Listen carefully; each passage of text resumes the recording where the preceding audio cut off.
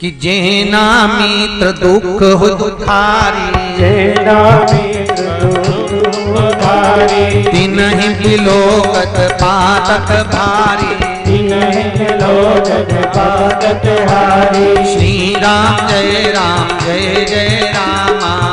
राम जय रामा, ओ श्री राम जय रामा, श्री राम जय रामा। अरे क्यों चिंता करते हो सुग्रीव? वो मित्र बेकार है जो मित्र की दशा को देखकर भी उसको सहयोग ना, वो मित्र बेकार।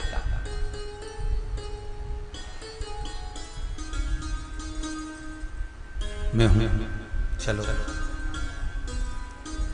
हुआ क्या था वो बताओ। महाराज एक बार मैदानों को मारने ने ललकारा, उसने मेरे भाई को, मेरा भाई भाली गया, कहकर गया था 15 दिन तक युद्ध करूंगा, नहीं आऊं तो समझ लेना मैं मर गया। मेरे को दरवाजे पर छोड़कर गया, बाद में 15 दिन बाद रक्त की धार निकली, मेरे को लगा कि उस राक्षस ने मेरे भाई को मार दिया।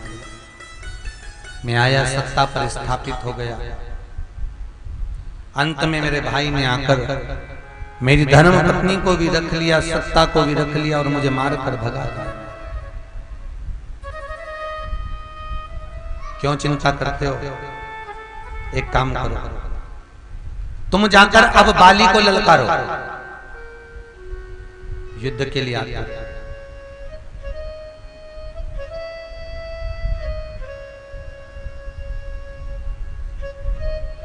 मैं उसको छुप कर मारूंगा।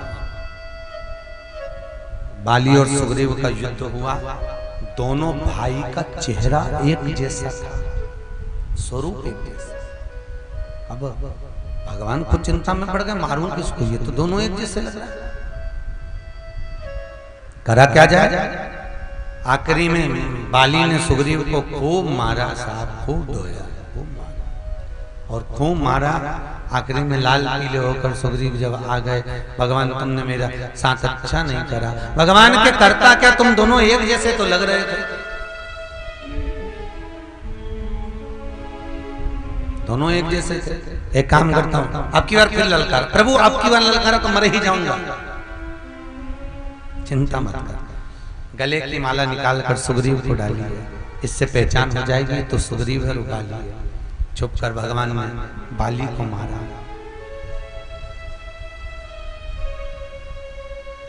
जैसे ही मारा, भूमि पर पड़ा हुआ बाली राम जी को देखकर कहता है महाराज कि मैं बेरी सुग्रीव प्यारा, मैं बेरी सुग्रीव प्यारा, मैं बेरी सुग्रीव प्यारा, मैं बेरी सुग्रीव प्यारा। अवगुण कवन नाथ मोहि मारा, अवगुण कवन नाथ मोहि मारा, अवगुण कवन नाथ मोहि मारा, अवगुण कवन नाथ मोहि मारा। श्री राम जय रामा, श्री राम जय रामा। ओ वीर हनुमाना अति बलवाना, वीर हनुमाना अति बलवाना। ओ मंगल भवन या मंगल हारी, रघुवंश दशरथ अजर बिहारी। आज मुझे मारने का कारण क्या है? सुग्रीव आपका प्रिय हो गया और मैं आपका दुश्मन। मैंने आपका बिगाड़ा क्या था? मैंने आपको कुछ कहा नहीं, मैंने अपशब्द बोले नहीं, मैंने ताना दिया नहीं, मैंने कुछ बात कही नहीं, फिर मैं बुरा कैसे हो गया? होता है कई बार व्यक्ति के जीवन में ऐसा होता है कि किसी व्यक्ति के बारे में उसके लिए बुरा सुनते उसके मन में भी उसके प्रति बुराई, उसके प्रति बुराई चालू हो जाती है।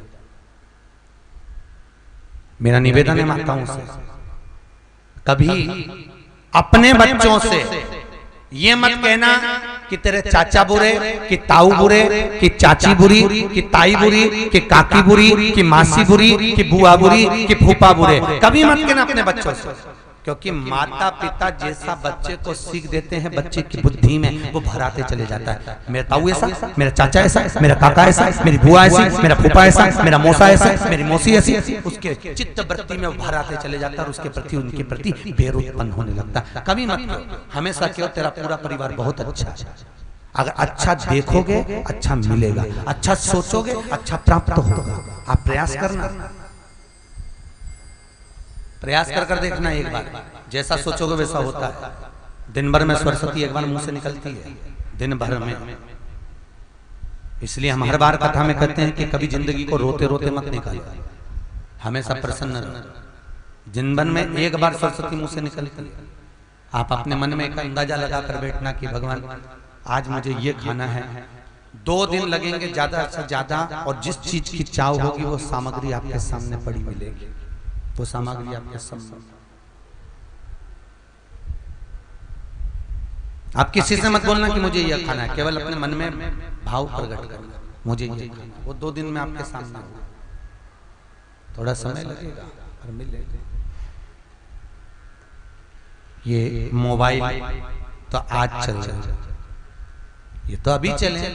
पहले के समय में आप जिसको याद करते थे, जिसको याद करते थे, कई बार ऐसी स्थिति हो जाती थी कि वो अनायास आपसे मिल जाता था। आपने याद किया और मिल गया। मोबाइल नहीं, फोन नहीं, कोई लेटर नहीं, कोई पत्र नहीं, बस आपने याद किया, उसकी याद आ रही है। और इतने में या तो उसका बातचीत हो जाएगी, या पत्र आ जाएगा, या उसके यहाँ से कोई संदेश आ जाएगा, या उससे मिलना हो जाएगा। अर्थात ये दिल की डोर है। सबसे बड़ा कनेक्शन है इस हृदय का, आत्मा और परमात्मा का। लोग कहते हैं भगवान को सुनते हैं, हम कहते हैं सुनते हैं। क्या भगवान बोलते हैं? हम कहते हैं बोलते हैं। लोग कहते हैं क्या भगवान खाते हैं? हम कहते हैं खाते हैं। मीरा, कर्मा, नामदेव, ध्रुव, प्रहलाद, नरसिंह, ये सब कोई सतयुग त्रेता के नहीं थे, ये सारे कलयुग के थे। और कलयुग में आकर इन्होंने भगवत पद को प्राप्त करा। कर्मा बाई ने खिचड़ी बनाकर भगवान को खिला दी। कौन सी वो सतयुग की थी, कौन सी वो त्रेता की थी?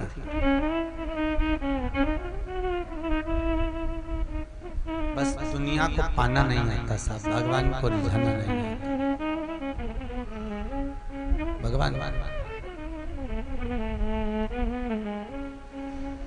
भगवान को पाने का अगर तरीका हो,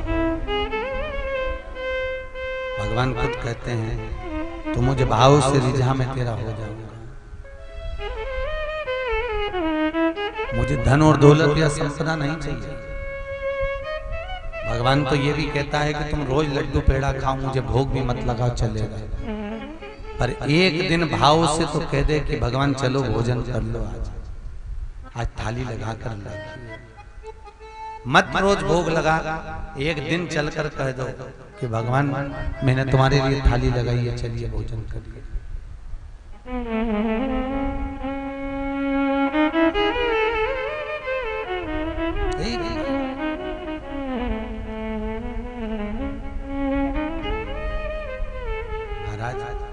तेरे दरबार की राघव निराली बात देखी है मेरे राम। तेरे दरबार की राघव निराली बात देखी है। तुझे देते नहीं देखा, पर झोली भरी देखी। तुझे देते नहीं देखा, पर झोली भरी देखी। वो सामने आकर कभी नहीं देता, पर पीछे से तुम्हारी पूर्ति कर देता है। पीछे से पूर्ति कर देता है। लो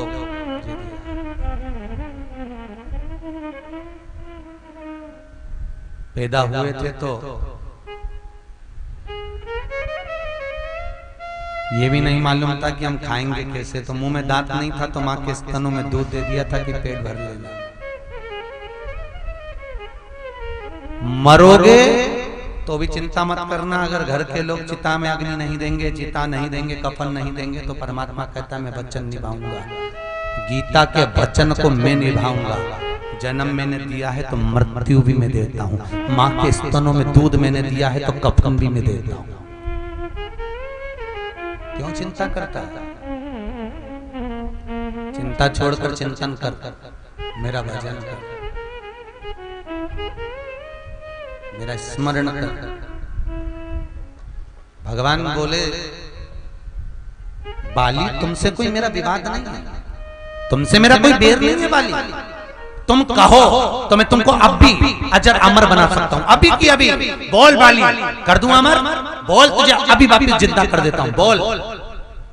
तेरा और मेरा कोई बैर नहीं है, बैर एक ही चीज का था, तूने अपने भाई की पत्नी को अपने कमरे में रखा था। बैर एक ही चीज का था, तू कभी अपने भाई से अच्छी मीठी वाणी नहीं बोल पाया। धन तेरे पास में भी था, धन तेरे भाई के पास में भी था। भाई की पत्नी को, बेटी को, बहू को, छोटे भाई की पत्नी, ये सब बेटी के तुल्य होती हैं। और तू अपने छोटे भाई की पत्नी जो बेटी के तुल्य थी उसको शयनगार में रखता है, अपने शयन कक्ष में रखता है और कहता है कि मैं बैरी कैसे हो गया। महाराज पूरी लंका में कुंभकर्ण बहुत अच्छा था, विभीषण बहुत अच्छा था, अक्षय कुमार अच्छा था, पूरी लंका में त्रिजटा अच्छी थी, मंदोदरी अच्छी थी। पूरी रामायण तो उठाकर पढ़ो, वाल्मीकि रामायण का स्मरण करिए, 18 तरह की रामायण है, एक एक रामायण को पढ़िए, आपको मिलेगा पूरी लंका में सब अच्छे थे, बस एक बुरा था, वो लंकाधिपति रावण। और उस रावण का साथ सबको डर के मारे देना पड़ता था, इसलिए खुद तो मरा, साथ में पूरी लंका को नष्ट कर दिया, स्वयं तो मरा, लंका बर्बाद कर, साथ देना पड़ता था। जितने भी थे अब रावण के आगे बोल नहीं पाते थे, तो आओ साहब आओ, जी सर, जी सर, जी सर, और बस सर के चक्कर में सबको चूना लग गया, सब धोखेबाज।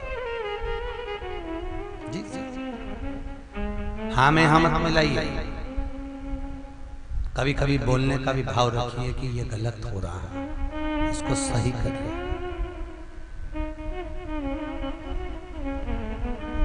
लंकाधिपति रावण के कारण मंदोदरी इतनी, और मंदोदरी क्यों, मंदोदरी मरी थी क्या? अरे बोलो तो सही नहीं, आखिरी तक जीवित थी। कृष्ण का जन्म हो गया, कौरव और पांडवों का युद्ध चालू हो गया, तब तक मंदोदरी जीवित थी, तब तक जीवित। और विभीषण ने एक बार भगवान कृष्ण के सामने पट को ठोकते हुए कह दिया, आप चिंता करते हो वसुदेव, चिंता क्या करना, मैं बैठा हूं। अरे इन कौरवों को तो छाट छाट कर मारूंगा, मेरे में वो वीरता है, मैं इतना वीर हूं कि इन 4 भाइयों की भी जरूरत नहीं पड़ेगी, मैं अकेला ही काफी हूं। भगवान के सामने पट ठोक कर कहा तो भगवान समझ गए अगर युद्ध को हराएगा तो यही हराएगा, इसका अभिमान तोड़ना जरूरी है। तो भगवान कृष्ण ने कहा, क्योंकि भगवान राम के सामने जब मंदोदरी अपने पति के शव को देखकर रो रही थी, तो राम जी ने कहा था, मंदोदरी क्यों रो रही है? तेरा पति मर गया इसलिए, तेरा देवर मर गया इसलिए, कि तेरा पुत्र मर गया इसलिए, तो रो क्यों रही है? मंदोदरी बोली, इतनी ज्ञानवान थी मंदोदरी कि रावण के शव के पास पड़ी होकर बैठकर रोते हुए कहती है कि कर्म का दंड तो सबको भोगना है, जन्म लिया है तो मरना तो सबको पड़ेगा। पति मरा उसके लिए नहीं रो रही, पुत्र मरा उसके लिए नहीं रो रही, मंदोदरी कहती है देवर मरा उसके लिए नहीं रो रही। मंदोदरी कहती है रोना इस बात का आ रहा है कि मेरे दरवाजे पर राम खड़ा था और मैं अपना भवन छोड़कर 1 मिनट के लिए बाहर नहीं आई, दर्शन करने के लिए, प्रणाम करने के लिए, नमन करने के लिए, गुरु का आदर करने के लिए, सत्कार करने के लिए मेरे को समय नहीं मिला। रोने का सबसे बड़ा जीवन यही था मेरे।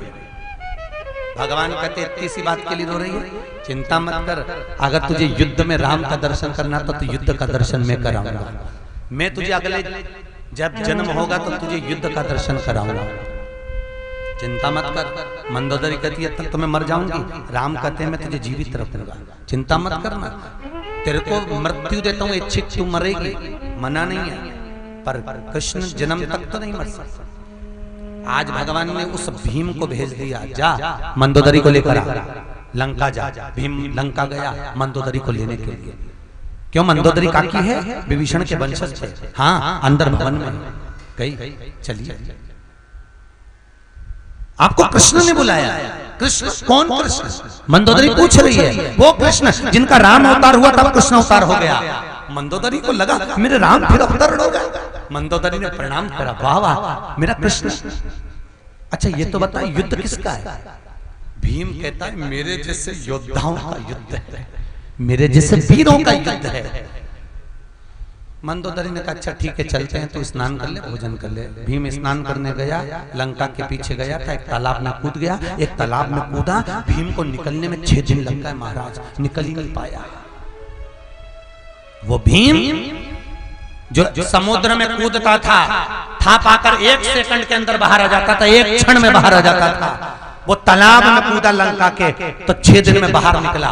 घबरा कर बाहर आकर मंदोदरी के पास गया। मंदोदरी ने पूछा भोजन करा? नहीं अभी तो नहा के आया। तो तू तो 6 दिन पहले का गया था। अरे मंदोदरी समझ में नहीं आता, मैं समुद्र में कूदता था तो समुद्र को छूकर नीचे से 1 क्षण में बाहर आ जाता था, पर तुम्हारी लंका में ना जाने कौन सा तालाब जिसमें कूदा तो मुझे निकलने में 6 दिन लग गए। मंदोदरी ने पूछा कहाँ के तालाब में नहाने गया था? भीम कहता है लंका के पीछे। मंदोदरी कहती है वो लंका के पीछे तालाब नहीं था, मेरा देवर मर गया था, उसके सिर की हड्डी पड़ी थी, उस हड्डी में पानी भरा गया था। देवर के सिर की हड्डी में, कुंभकर्ण के सिर की हड्डी में पानी भरा था, जिसमें नहाने में तुझे 6 दिन लग गए, और कहता है मेरे जैसे वीरों का युद्ध है। मंदोदरी ने वहीं से राम को प्रणाम करा और अपने प्राणों को त्याग दिया। भीम जब वापिस आया उसका अभिमान चले गया। पूरे कौरव और पांडवों का युद्ध उठाकर देखना, आपको युधिष्ठिर